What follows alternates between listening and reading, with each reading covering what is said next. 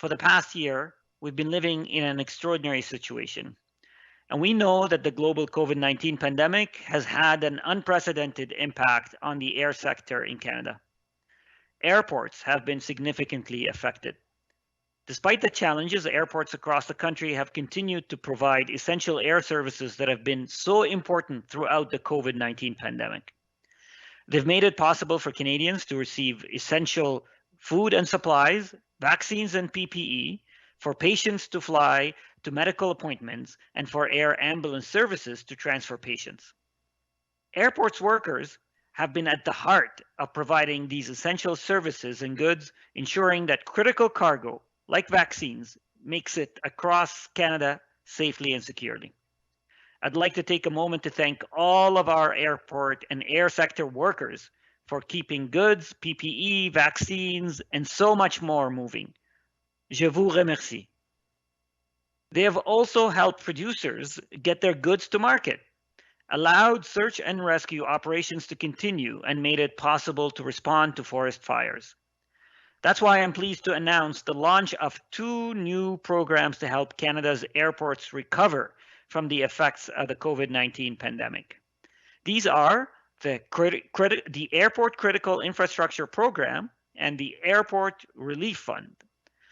The Airport Critical Infrastructure Program will provide Canada's larger airports with close to $490 million for investments in safety, security, and large transit infrastructure. Through this program, we will invest in infrastructure which is critical to those airports and support projects that may have otherwise been at risk of being deferred or canceled because of financial challenges due to the severe drop in traffic. Now, the Airport Relief Fund will provide $65 million in immediate financial relief to targeted Canadian airports to help them with maintaining operations. These new programs, originally announced in the Fall Economic Statement, will help ensure our airports continue to provide Canadians with safe, reliable, and efficient travel options. They will also help Canada work towards economic recovery as we move towards the gradual return of travel when it is safe to do so.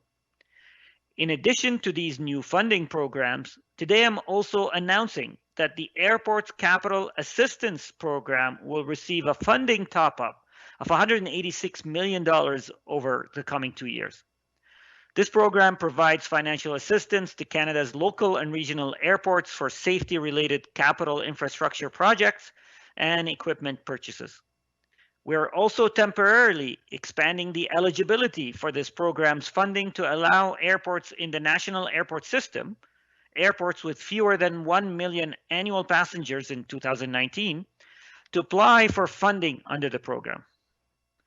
For 2021-2022, our government has allocated funding under this program to 63 airports for 86 projects.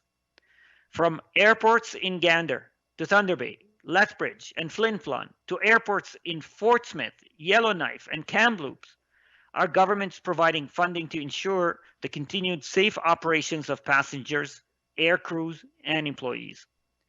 These include runway and taxiway repairs and rehabilitations, lighting enhancements, purchasing snow clearing equipment and firefighting vehicles, and installing wildlife fencing. And I'm happy to be here with my colleagues, Deanne and Goody, today, who will help highlight projects that have received funding in their own writings.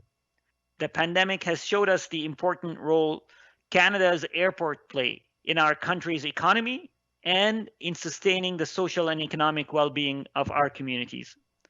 The funding announced today will help building on our government's commitment to have safer, healthier, and stronger communities across Canada. And as we look toward economic recovery and building back better, we need to invest in projects that will help improve our daily lives and create good paying jobs and grow our economy. Thank you very much. Merci. Thank you, Minister Alghabra. And now I'd like to invite the Minister of National Revenue and the Member of Parliament for Gaspésie, Île-de-Madeleine, my dear friend Deanne Laboutier, to say a few words. Thank you, Goody. Hello, Omar. I'm very happy to be with you today. Bonjour à tous. Écoutez, je suis très heureuse d'être avec vous aujourd'hui pour cette belle annonce. Comme l'a souligné mon collègue Omar, nous vivons depuis 1 an dans une situation hors du commun.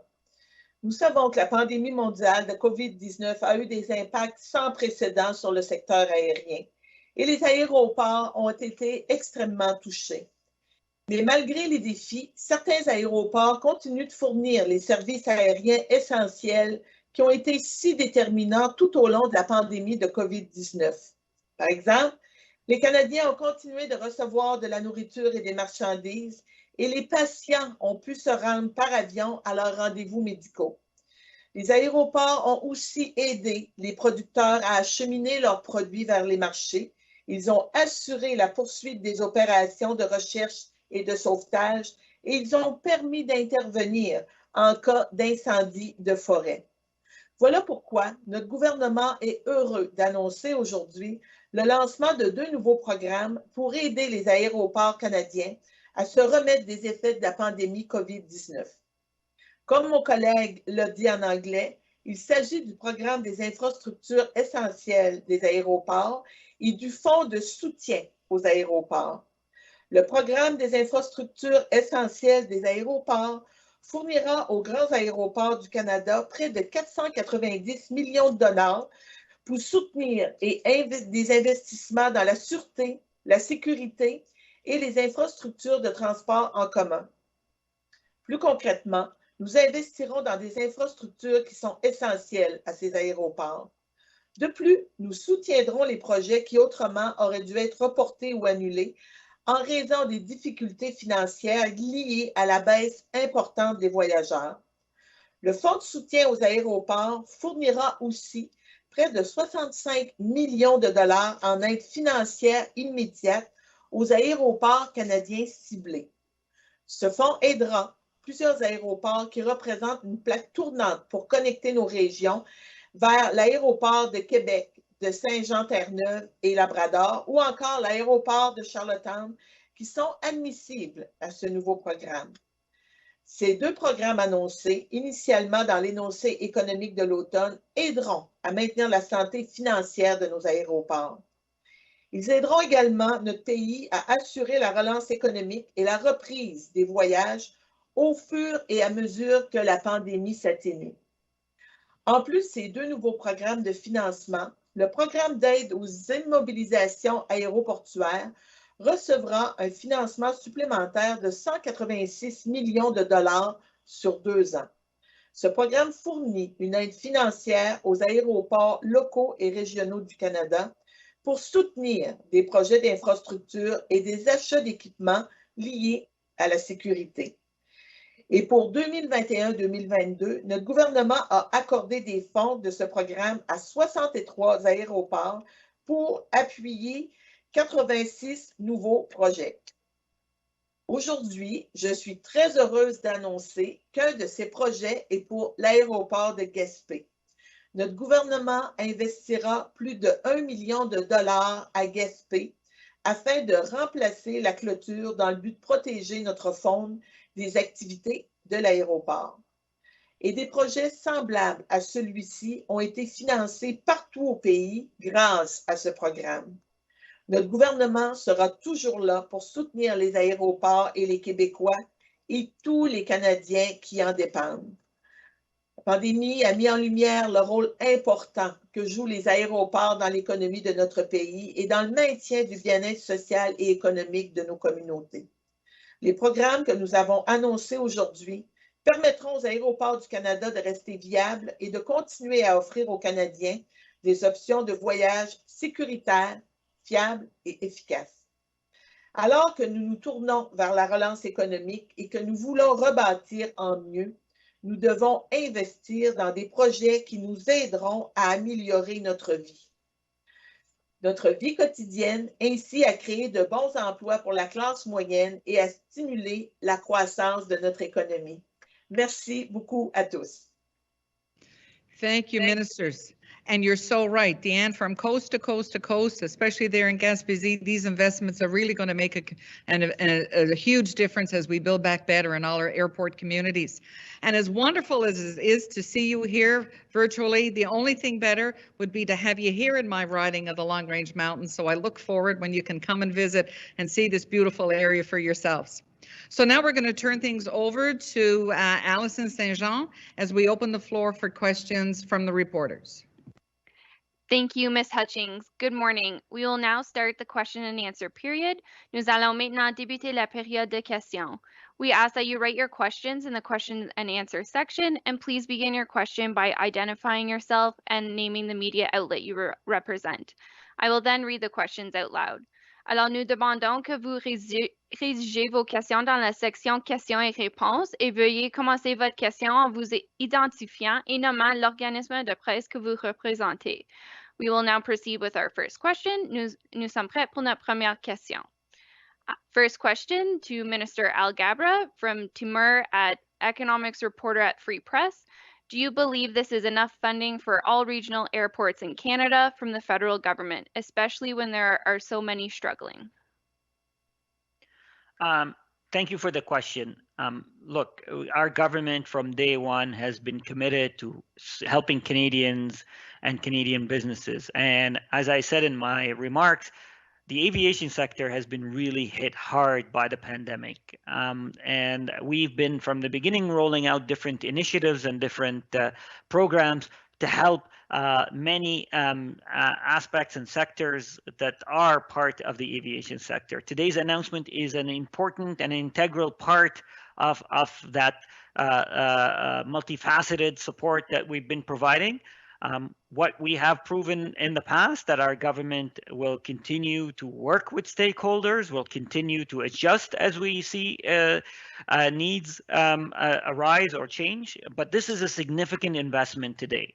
We're talking about a total of $700 million that offers a variety of initiatives to help airports. On top of that, we announced also close to $100 million in the budget for biosecurity that will also help airports.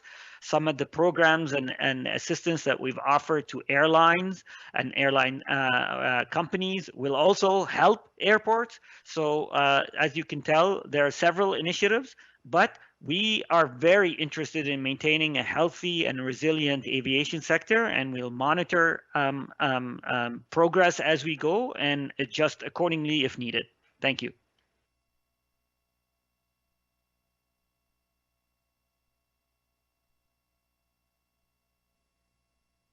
Thank you, Minister. Next question is from Eric Atkins at the Globe and Mail.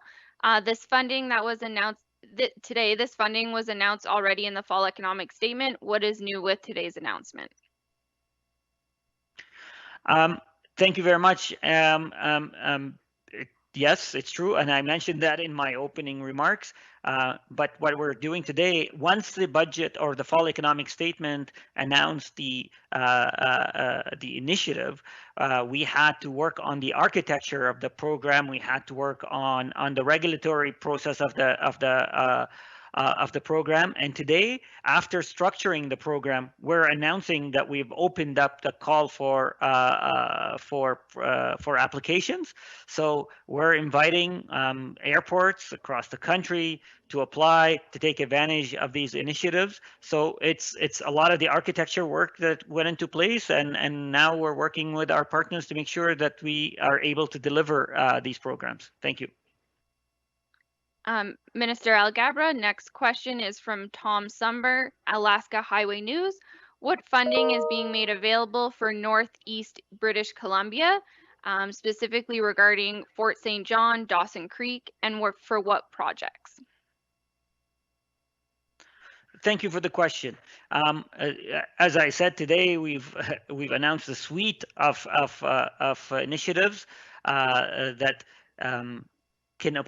many of the airports in different regions can apply for. There are other as well initiatives, including some of the remote air sector support that we've announced last year, and we struck agreements with provinces and territories to help to provide financial grants to operators in the north. There's also the National Trade Corridor Fund that includes a segment for the northern regions. So there have been a lot of, as I said, opportunities and support mechanisms that are available. But let me take a moment here to say how critical I recognize, our government recognize how critical it is that the services that are provided to our northern regions. Many communities in the north depend almost exclusively on air services for essential goods, for essential travel, and it's important for us to make sure that we maintain a resilient form of service and that we continue to support operators and airports in those regions. Thank you. Thank you. La prochaine question est à ministre Le Boutillier de Nelson Chirurgie CHNC Gaspé Québec. Bonjour, en quoi les annonces aujourd'hui bénéficient-ils les aéroports de Gaspé et de la Gaspésie? Écoutez, l'annonce d'aujourd'hui pour moi est une excellente nouvelle. Vous savez, mon cheval de bataille a toujours été le développement des régions, puis la représentation des régions au niveau du développement économique, puis au niveau de la relance économique qu'on va avoir sur l'ensemble du Canada. Donc, de pouvoir investir dans nos aéroports, dans les aéroports en région pour permettre autant le service à la population, mais le service aussi au niveau du développement de nos entreprises. Le transport aérien puis nos aéroports, pour moi, c'est une infrastructure de développement économique qui est importante là, pour l'ensemble des régions à travers le Canada, mais surtout aussi pour la Gaspésie et les îles de la Madeleine, là, le comté que je représente. Merci. Minister Alghabra, the next question is for you from Diane Crocker at Saltwire Network. How much money will the Deer Lake Regional Airport receive and from which programs? And how will that money be used?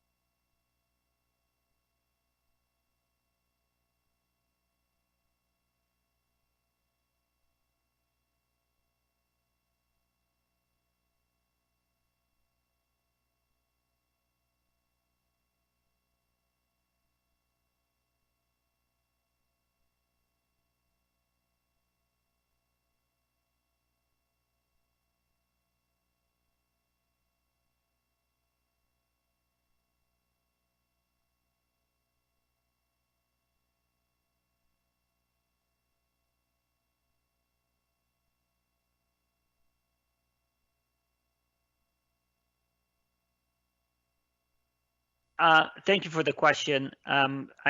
Stay tuned. First, there's the Airport Relief Fund. In the coming days, we're going to be announcing the airports that will will receive funds directly from that fund and how much. And as far as the other programs, it's open to all airports or eligible airports to apply to. So I look forward to receiving airport applications from airports where we can assist them in improving and enhancing their infrastructure, in improving and enhancing their security structure, and help support jobs and workers who work at these airports. Thank you. Next question for Minister Alghabra from Michael King at Global News. Do we have details on the amounts of support for individual airports, specifically in Calgary and Edmonton? So thank you for the question. If we're talking about the Airport Relief Fund, in the coming days, we're going to announce specifically which airport is receiving how much money. This program was designed to support small and medium-sized airports and we created a formula based on the size of passengers that they had in the 2019 season. And that announcement is coming in the coming days. again, as far as the other programs, airports are invited, eligible airports are invited to apply because we want to make sure that we custom the support to address the needs that they have to ensure that we have safe travel and a resilient infrastructure. Thank you. Thank you. The next question is from Isabelle, Radio-Canada. Minister Alghabra, this is for you. Bonjour, quels sont les critères d'admission au programme? So, Minister, can you please speak to the admission criteria for the program announced today? So, the Airport Relief Fund will have a definition of which airports based, as I said, on the volume of the passengers that they had, and it's meant to support airports that have seen significant reduction in volume and that they really need help for their operations. As far as the critical infrastructure program, there's $500 million, and it's meant to respond or support applications from larger, medium-sized airports that want to build projects that have to do with safety, security, or transit. And that's, as I said, $500 million. So I look forward to partnering with airports based on their needs.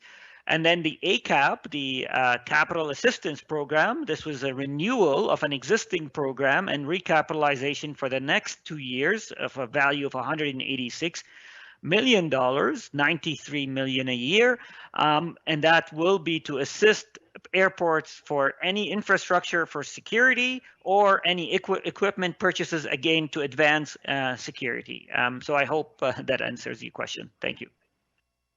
Thank you. The next question is from Simon Carmichael, Le Soleil Gaspé. Minister Alghabra, this is for you. Vous avez récemment donné une aide financière à Air Canada, même si la compagnie ne revient pas dans les marchés qu'elle a quittés l'été dernier. Plusieurs aéroports ont fait d'importants déficits dus à ce port. Quel est le message que cette aide fédérale envoie à l'industrie quant à l'importance de la desserte des régions? So in English, you recently gave financial aid to Air Canada, even though the company is not returning to the markets it left last summer. Many airports have run up large deficits as a result of this departure. What message does this federal assistance send to the industry about the importance of serving the regions? Thank you very much for this question. The announcement of providing an aid package to Air Canada. And by the way, also just recently, we reached an agreement with Air Transat, and we're in the midst of discussions with other major airlines. That announcement was good news for the aviation sector all around. It was good news for passengers who have been waiting for refunds. And this because this aid package will help airlines refund passengers.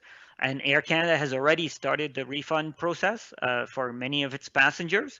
It's good news for regional community, where we've struck a deal with Air Canada to ensure the restoration of regional routes that have been canceled because of the pandemic. It's good news for airports in those regions. It's good news for workers in these regions and in the aviation sector as a whole.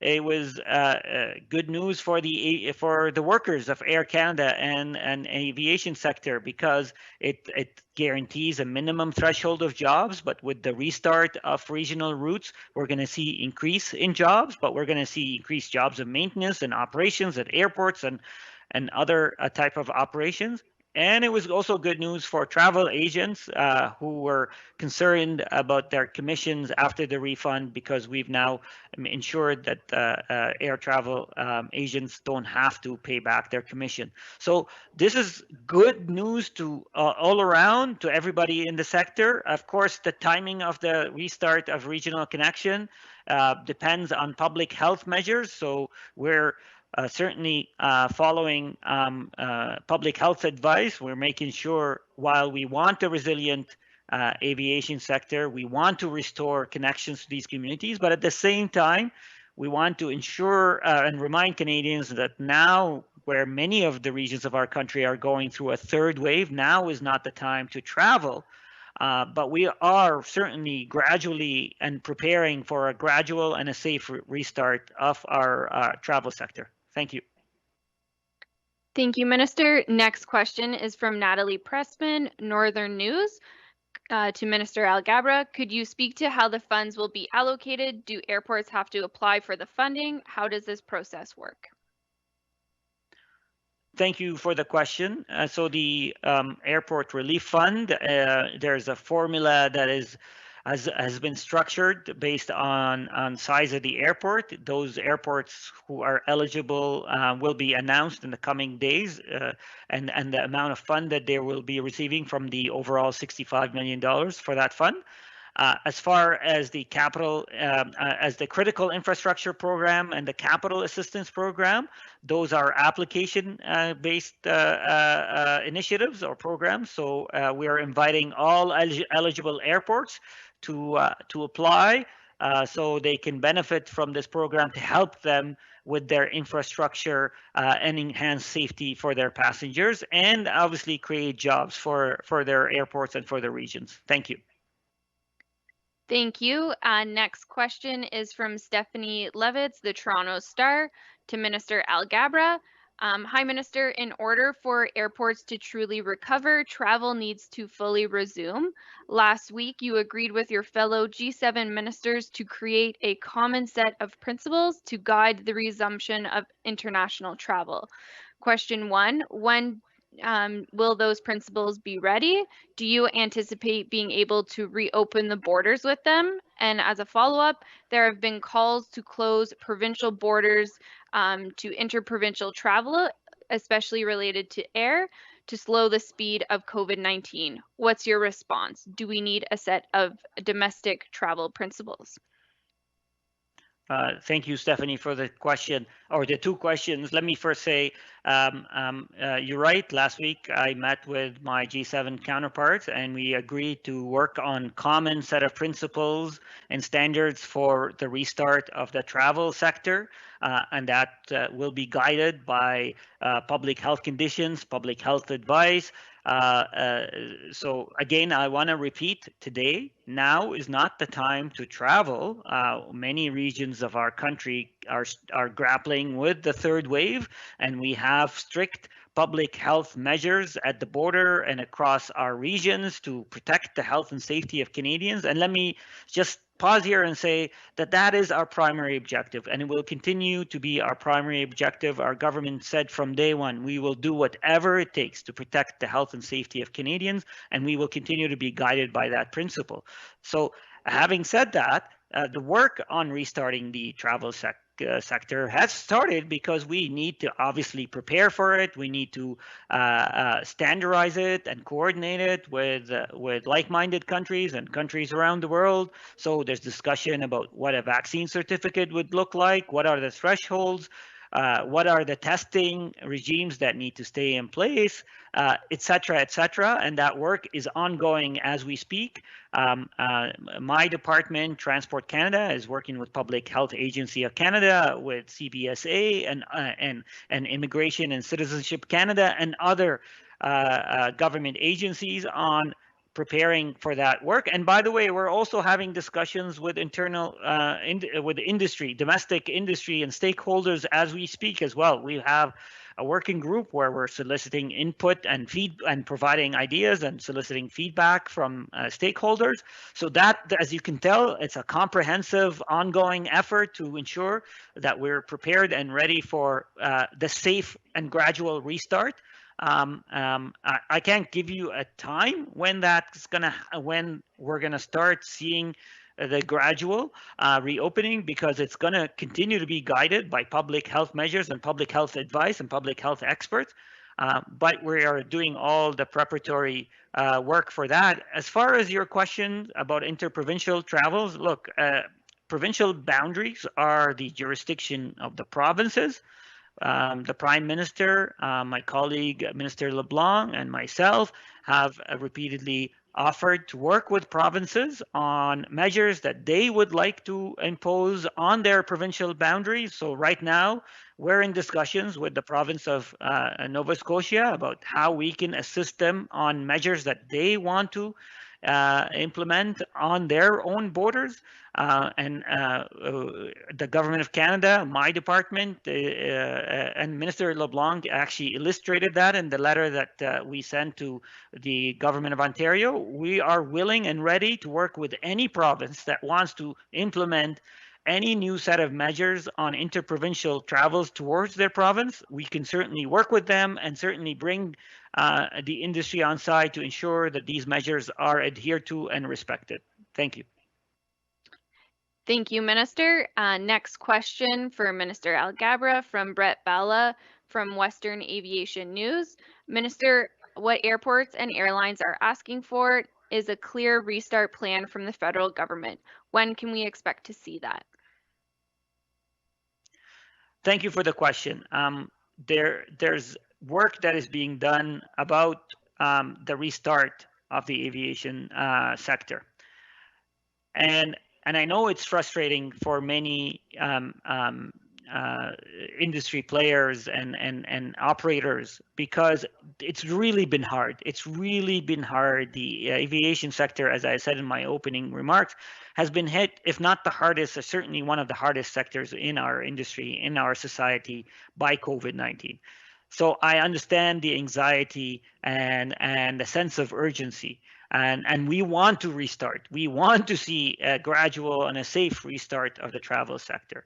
And we are working with stakeholders in the sector on what that's going to look like. The challenge that continues to be is the timing. And I know that many in the sector want to know when can we see the reduction of the travel measure? When can we see the modification of restrictions?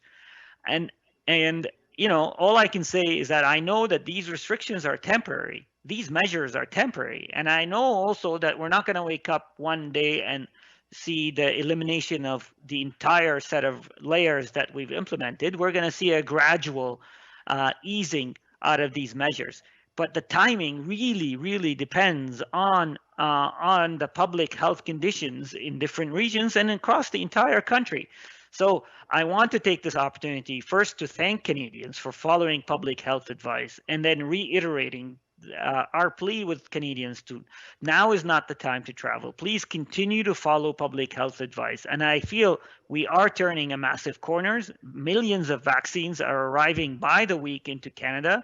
Close to, if not over 40% of Canadians have received at least one dose of vaccine. So I feel very optimistic about the gradual restart of the aviation sector, about the steps that we need to take there. But the timing continues to be hard to predict given the nature of this virus. And that also, I don't really want to raise anyone's expectations and have somebody in the sector start selling tickets when we're not ready yet to restart the sector. So our government will remain guided by public health advice. We am working with my colleague, Minister Haidu, with Dr. Theresa Tam and all officials on ensuring that we have the right measures and the right timing in place before we can talk about the timing.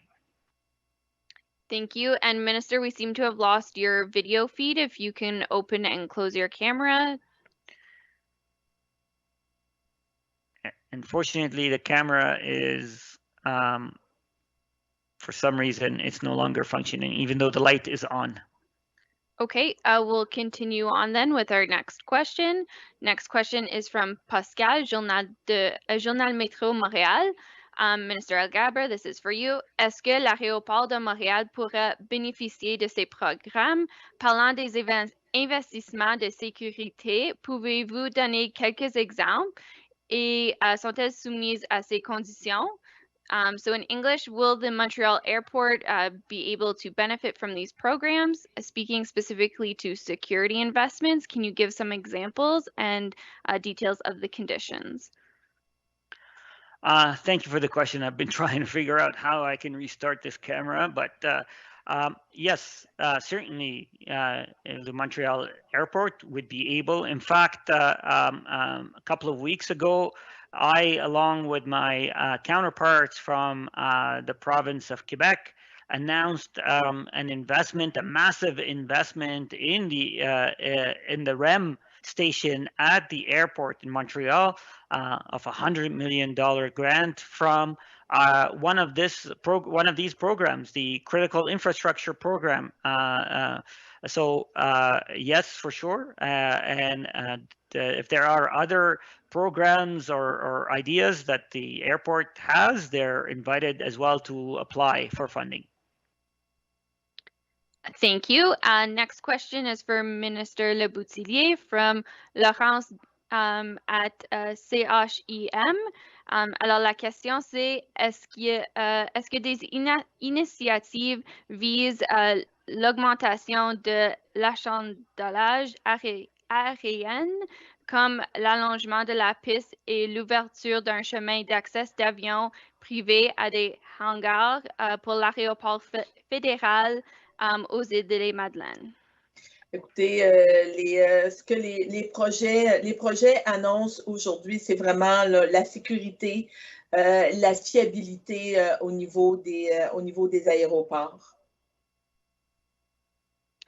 Merci. Next question for Minister Alghabra from Chris Reynolds at the Canadian Press. Minister, have you met with airports or the Canadian Airports Council about vaccine certification? Can we expect an agreement with Transat by the end of the month? So first of all, I think I've found a way to get another camera going. I hope you could still hear me though. I meet regularly with airports, either as a council, as an association group, or as individual airports, because their input is important to me, and their insight and their perspective, as well as officials from Transport Canada are meeting regularly with airports. As I stated, there's an ongoing working group that we're working together with stakeholders, including airports, to seek their input and feedback. As far as I thought, I understood the question to be when will announcement with Transat will be made. We made an announcement at the end of April, so now almost 2 weeks ago, where my colleagues at the Ministry of Finance have been able to reach a support package for Transat that protects jobs, that ensures refund for passengers. So that was great news for passengers of Transat and workers of Transat. Thank you, Minister. Next question for Minister Alghabra from Lisa Gordon, Skies Magazine. If an airport is run by a municipality or a private entity, will they still be eligible for these aid programs? So I don't think they'll be eligible for all of them, but there might be one program or that might be eligible for it.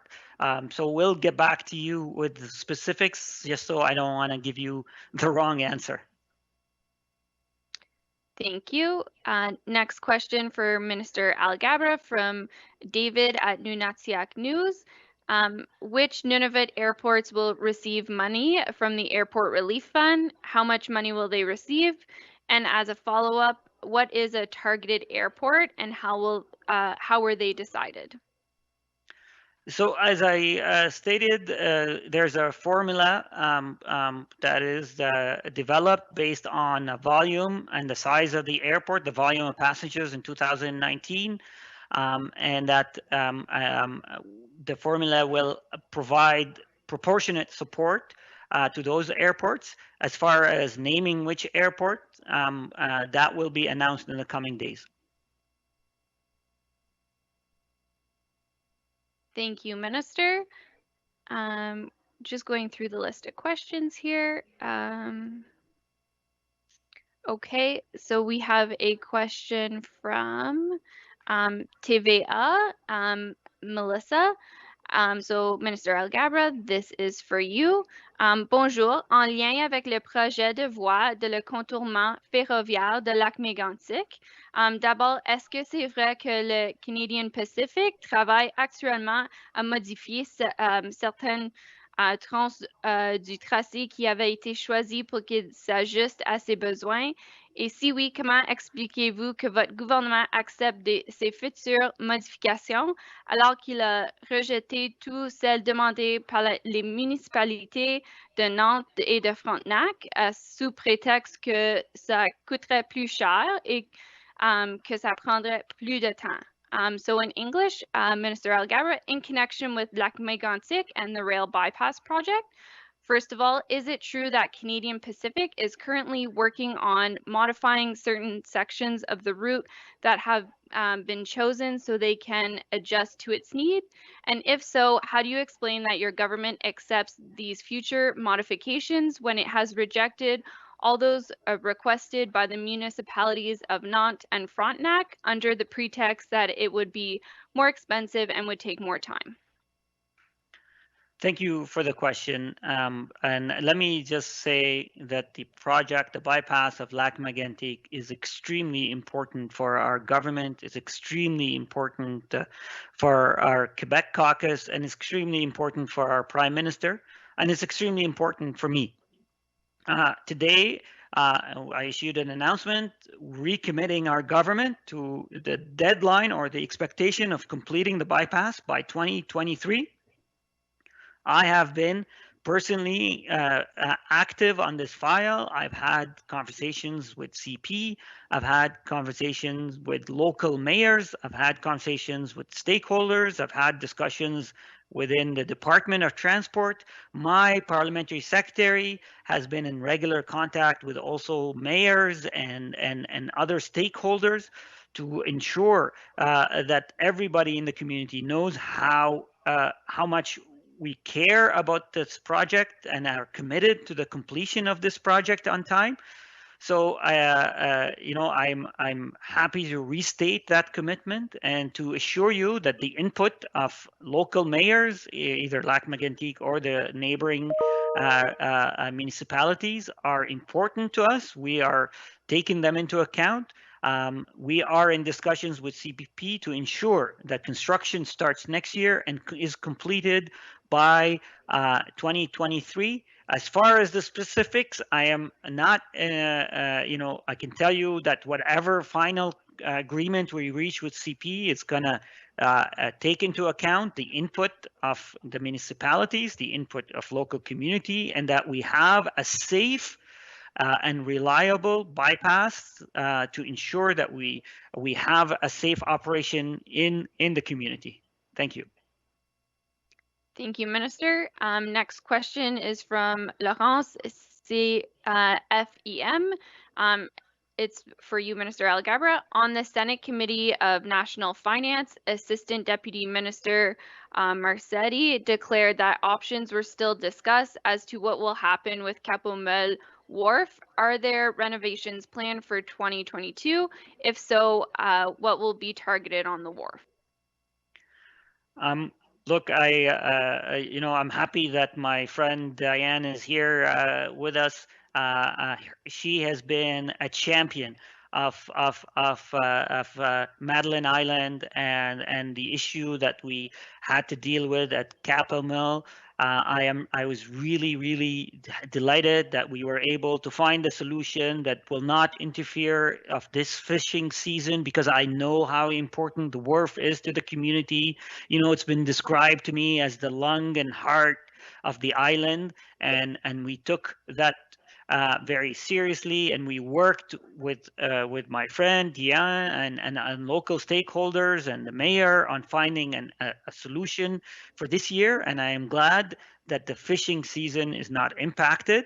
Now, of course, we need to address this problem, and we are looking at what the next steps are, because we want to maintain a safe wharf. We want to make sure that everybody's safety is protected and the operation of the wharf continues to be as little interrupted as possible. So that work is ongoing, but I'm really glad that in the short term, we were able to find a solution without having a negative impact on the fishing season.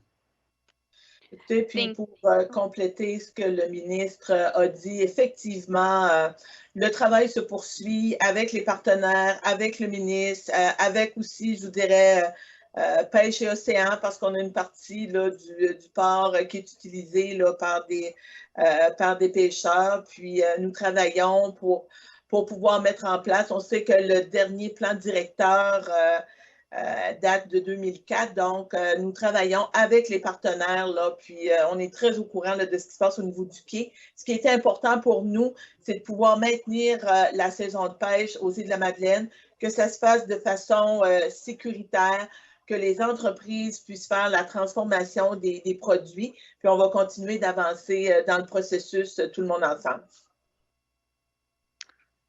Thank you, ministers. So we have time for one more question. Alors, nous avons le temps pour une dernière question. So Michael King from Global News, Minister Alghabra, this is for you. Will there be support to help cover the cost of property taxes for larger airports? Thank you for the question. As I stated today in the announcement of 2 new programs and the expansion or the extension of an existing program, there are a set of criteria. There's one of the funds is the relief fund.